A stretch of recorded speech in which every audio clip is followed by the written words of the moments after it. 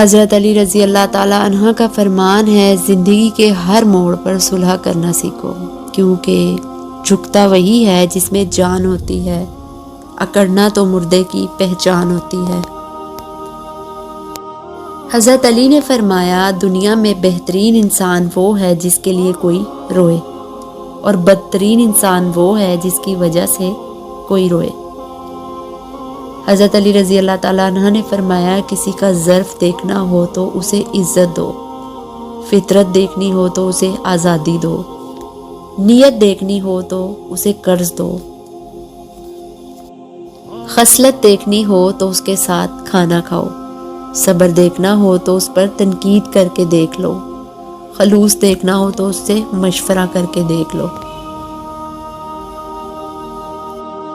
حضرت علی رضی اللہ تعالیٰ عنہ نے فرمایا، نکاح آنے والی 4 آفتوں کو روک دیتا ہے، بے روزگاری کو، فاقہ کشی کو، بے حیائی کو، اور زنا کاری کو۔